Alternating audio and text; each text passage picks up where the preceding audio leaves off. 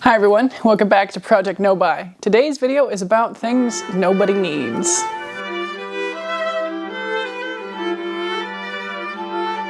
This is a little bit of a continuation of that video I made of 10 things no one can sell me anymore, 10 daily use products I think I called it. After starting a no-buy year and realizing that I don't need nearly as many things as I thought I needed or was being told to need by advertising and social media.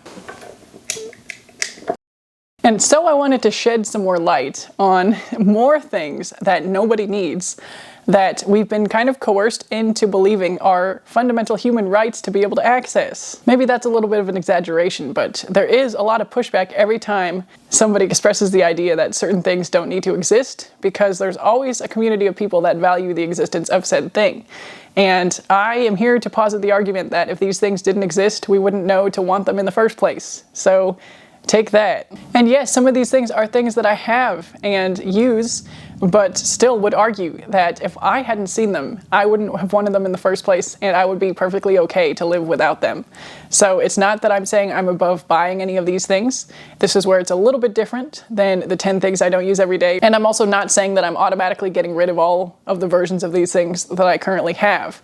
There's nuance to all of this discussion, and I ask you to please keep that in mind as you watch this video. The core of the argument here is that we don't actually need these things. Not that you should get rid of them if you have them, or that if you buy things in this category, in these categories, you're somehow a bad person. And I'm sure I'll be objectively wrong about some of these, and I'm definitely sure that there will be justification for each and every one of these products that I have on this list. If you've seen any Marshalls or TJ Maxx or videos in that category, Shein or Temu even, then you've no doubt seen some of these products that I'm talking about. But generally, that rhetoric of people should be able to choose what they want to spend their money on and have as many options available as possible is deeply flawed. And again, creating things is one thing, but using the labor of others to produce things en masse is another. So finding that line where it becomes problematic might be a little bit tricky, but at the same time, anything that uses sweatshop labor or forced labor, so to say, even if it's not forced by direct coercion, but by circumstance or situation, that's, to me at least, where it becomes a problem and where we really need to examine whether it's worth creating a demand for these things that we don't really need. So let's consider the following categories of what I would call unethical production. So the first category is the things that nobody objectively needs for a purpose, and what's more are things that we could make ourselves or have made locally. This is the category of things like the trinkets and the crafts and the hand-lettered word signs and labubus, even the collectible goods. Also, somewhat under this blanket is the ultra-processed foods, with the constant releases of new flavors and slight variations, all engineered to get us to want more and to partake more, serving very little to no nutritional value. And again, all of these can be replaced by foods in our own kitchen or made by local restaurants and vendors. Category 2 are the things for which there are already enough and arguably too many options. So things that fall into these categories are like cosmetics, again, arguably not a need, but just roll with it for this video. Food that's packaged and preserved and mass-produced. Again, this kind of falls under this category as well, like the ultra-processed food is in category number 1. And anything with a ton of variations, like the Stanley Cup. And again, a lot of these things will transcend multiple categories, like how the food was in category 1 and 2, and how things like Stanleys and Labubus could be in categories 1 and 2 as well. These are just kind of reasons why these things are not necessary for any person on earth to have. And through these kind of categories, I'm trying to address the multiple reasons why nobody really needs these things to be produced and sold to us. Okay, and a quick voiceover note to talk about how yucky these identity commodifiers are. Pretty sure the Stanley just was talking about the person who remembers the launch dates, the person who buys their friends' cups without asking, and in this last one, the person who reuses the same one every day. Like, why is that a part of one specific horoscope's personality? Yuck. Okay, the third category is things that solve problems that are not actually problems, or perpetuate solutions that actually need societal perspective shifts in order to reach an actual solution for. And so, kind of bizarrely perhaps, but I put things like single-use kitchen gadgets in this category, solving problems that don't actually need a solution, or we need to start seeing that for what it is and not trying to optimize every single little aspect of our experience in certain arenas, cooking being one of them. Also, things like cosmetic procedures and some hygiene products fall into this category for me, and the growing trend of using storage rooms for excess stuff. To perhaps better explain these kinds of overarching categories, let's get into the list of 10 specific things that I think nobody really needs and should arguably not even be produced. So number one, and again, this is on the list because it's been a recent issue for me and society at large, are Labubus and other collectibles. So this could include things like Funko Pops or Beanie Babies, or in this day and age, it could be the Stanleys, although those also kind of are going to show up in a later point on this list. Hello Kitty is another kind of character collectible. And it's not that I'm saying that characters need to not exist or intellectual properties need to not exist, full stop. But this culture of merch and collecting and having to own a little piece of stuff with that character on it is where I think we get a little bit misguided and where some of this stuff should not even be made or produced. I've seen some of this in the Reddit underconsumption group where people post things that are branded with an intellectual property that really don't even need to be, like ridiculous products that now have a Star Wars character on them, or kind of, I think there was a projector that had some kind of screen print character on it, and it was like, why does this need to have the branded character in order to market itself to that community, I guess? You know, like, it's as if something totally innocuous has Hello Kitty's face on it, and so therefore the person who loves Hello Kitty will have to buy that thing because that's part of their persona or part of the things they collect. And my solution for this is that we need to be making things like this, or things that fulfill the needs that these products purport to fulfill. We need to be making those ourselves. We can make fun little trinkets, fun little stuffed animals, plushies, and even make our own renditions of characters, or we can get someone locally to do that for us. And I know I had comments on the video where I talked about initially wanting Labubus that suggested the same thing, right? Get somebody locally to make something. It's a failure to want this mass-produced commercial good. And I get it now in a way that I didn't back then. And I still don't necessarily think that the way that these people were saying it and explaining it was necessarily conducive to somebody deeply reflecting on it and changing before making the mistake for themselves. I do think still that having a more open, respectful, compassionate tone is more effective in getting people to consider their decisions rather than saying that you're a failure for wanting this. But that aside, I get it now. I see it now in a way that I did not before. And if I had written out the desire further, I might have been able to come up with my own solution to make a self-made version of this character, or had somebody locally make something similar, or looked for something that somebody locally was already making and substitute that in for my desire for this kind of cute plush character product.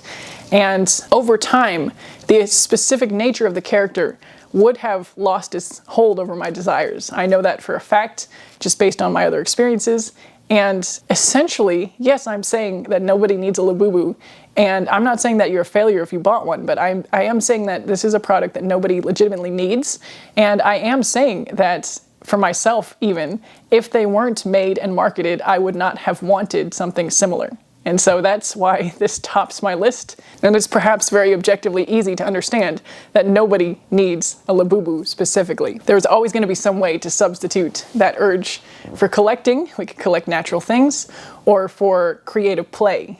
And there's no reason why we need to continue to manufacture and design and think up products for the purpose of mass consumption. All right, the second specific thing on this list is the Ray Dunn ceramics.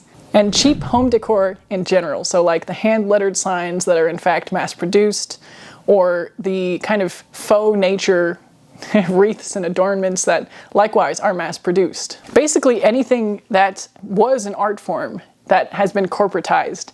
And again, these things are in the same overarching category, so having separate things specifically on a list is more to illustrate these points more clearly than to suggest that the sins of the Ray Dunn pottery and the Labubu collectibles are totally discrete and different from each other, if that makes sense. And again, these are things that a lot of people like, and on the basis of people liking them, probably a lot of people will disagree with me when I say these things should not be produced and don't need to exist. But again, I reiterate, it is not about taking away what people like.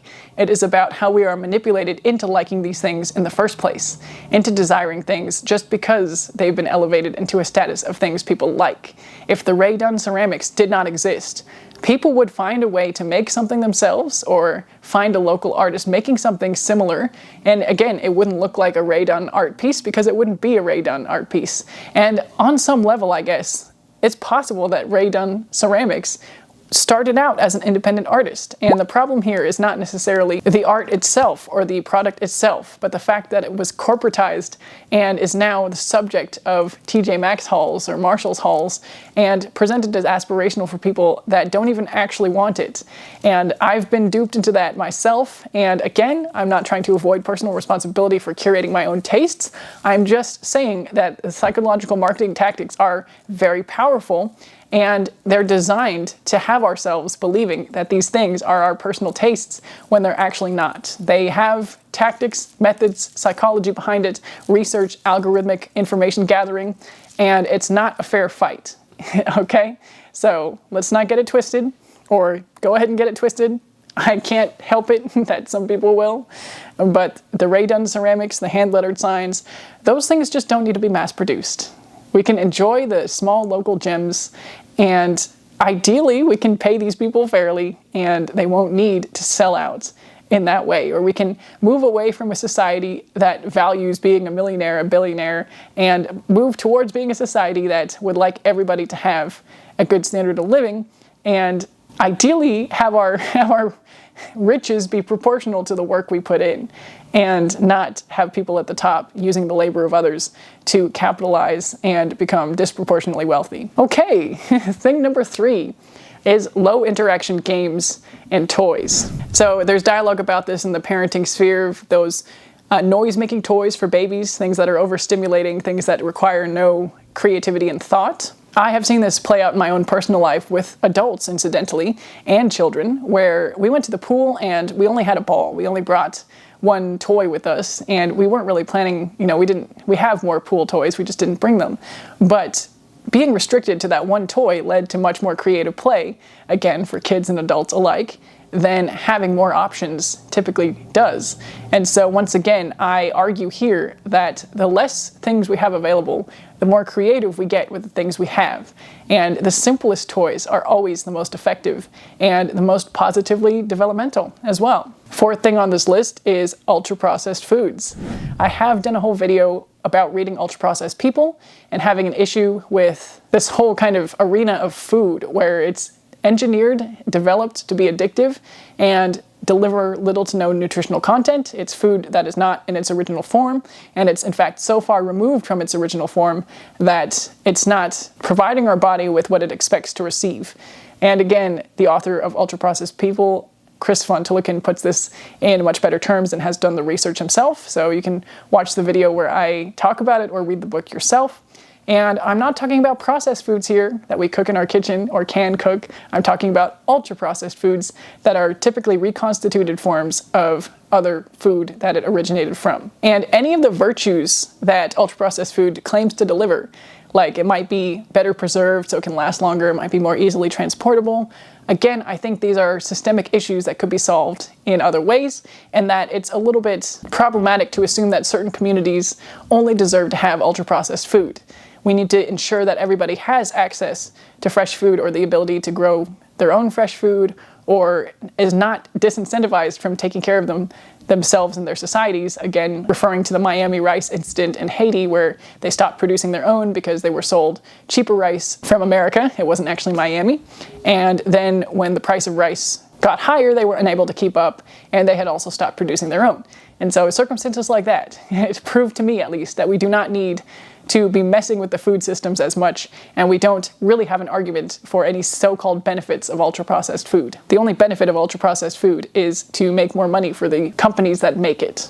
And again, if it didn't exist, if the chips weren't at the grocery store, if the ice cream that wasn't actually made of cream, milk, or whatever I mean, again, I'm lactose intolerant, so I need some ultra processing, I guess, of frozen dairy products in order to actually eat them. So that aside, there are always nuances, right? I'm not saying that I don't want to be able to eat any ice cream, but I do also go to local ice cream stores where they have vegan options. So it clearly can be done without being ultra processed. My point is, if it wasn't at the grocery store and it's shiny plastic packaging, I wouldn't be buying it, and I wouldn't know that I should want it to buy. The fifth thing is that latest cosmetic product. This is, again, variation fatigue.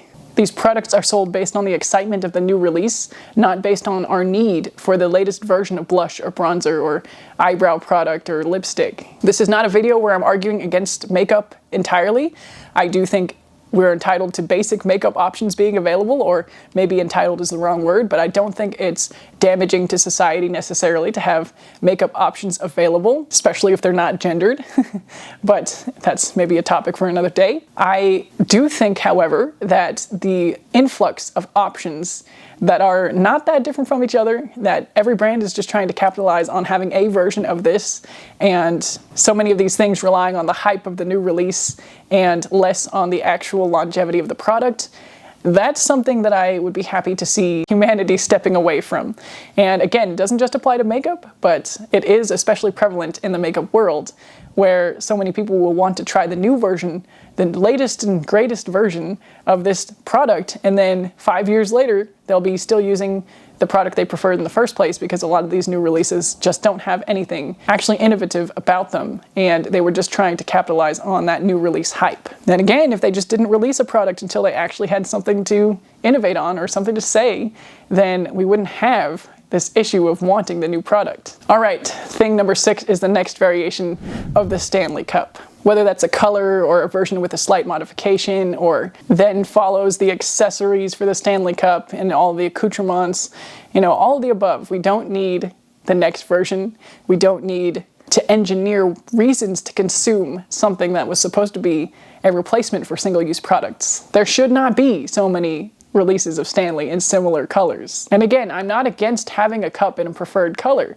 but if there weren't 10 shades of blue for a particular cup, then I wouldn't feel deprived by just being able to get a regular blue one. We wouldn't have a culture that differentiated specific shades as much as we do if companies weren't so bent on creating so many different shades and variations that can trend every season and every year. There wouldn't be a butter yellow versus a sunshine yellow versus a pastel yellow when they're all essentially a pastel yellow. All right, number 7 is tote bags. Again, this is in the category of we already have too many of these things. Companies really need to stop producing these to give as free gifts or even to sell at checkouts.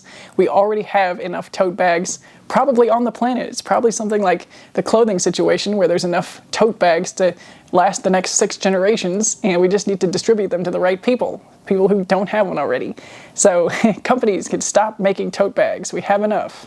I think Lena Norms actually did a video dedicated to this, and I will try to link it up here if you haven't seen it. You've probably already seen it. But I think this was on my list because of the Trader Joe's tote bags coming up again.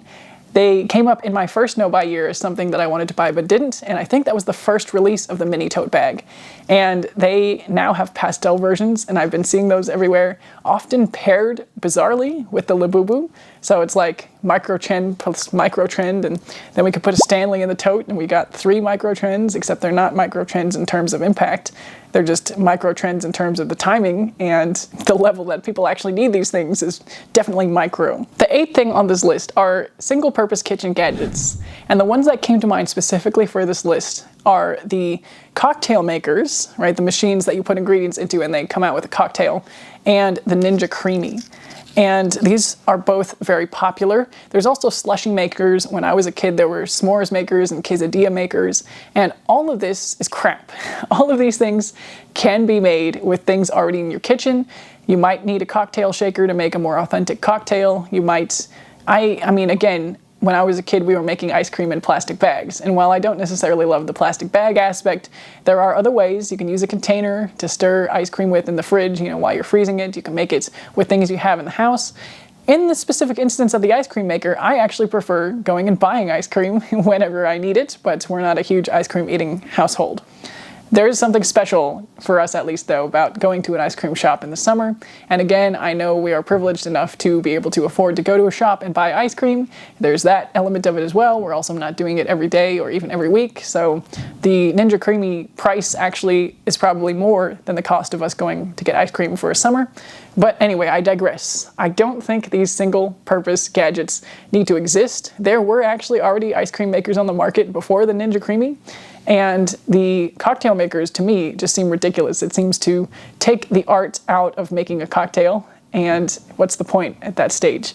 But perhaps my opinion is biased as somebody who works in the arts field and values the care that is taken in the preparation of a drink like a cocktail. What really bothers me about these things is that they use electrical components for a very unitask setting. And many of these things, the things of my youth at least, the quesadilla maker, s'mores makers, can be accomplished in a pan, in a microwave, in other appliances that we already have in our kitchens, and they really exist purely for novelty. And that's just something that I don't think we should continue to cultivate within our culture as something valuable enough to warrant a purchase, or a production of a product rather, because this list is things that don't even need to exist. The 9th thing on this list is storage rooms, and specifically storage rooms for any purpose other than moving or somebody passing away and needing a temporary place to store their stuff. I guess temporary uses to me are what they're designed for and what they're appropriate for, and any other use, any long-term storage use, is not really acceptable. And this is a tricky one because I don't think storage rooms themselves need to be doing anything about it or kicking people out after 6 months or whatever, like that's not what I'm advocating for. But I have seen videos talk about how more spaces are being designated for storage rooms, more storage room units are being built. And to me, that is a negative thing that we shouldn't encourage, that we should change our behavior in order to avoid, because that space and those resources used to build those storage unit centers could be better allocated for something else, for anything else, honestly. And it's one of those things where, yes, there's a legitimate need for these things at legitimate times in one's life where there will be stuff that exceeds what we can manage in our own households, or we're transitioning, or things like that. But it should not become a normalized way of life to have a storage unit all the time.